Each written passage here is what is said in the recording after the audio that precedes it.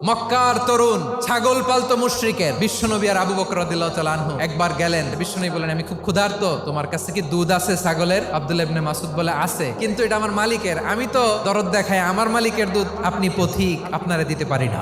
বিশ্বনবী এইটা শুনেই তারা টার্গেট করে ফেলছে। বিশ্বনবী বলেন, আচ্ছা ঠিক আছে, দুধ দিও না, কিন্তু এমন ছাগি আছে কিনা যেই ছাগির সাথে কোনো ছাগলের মিলন হয় নাই, তার ওলানে দুধও আসে নাই, বাচ্চাও নাই, এরকম ছাগির থেকে যদি আমি দুধ খাই তাহলে তো সমস্যা নাই। বলতেছে, এরকম ছাগির থেকে দুধ খাইলে সমস্যা নাই, কারণ এরকম ছাগি ওলান থেকে দুধ আসবেও না। বলতেছে, ঠিক আছে, এরকম একটা ছাগি নিয়ে আসা হলো। বিশ্বনবী বিসমিল্লাহ বলে ওই ছাগির ওলানে হাত দিলেন। হাত দিতে দেরি, পুরো ওলানটা দুধে ভরে যেতে দেরি হয় না।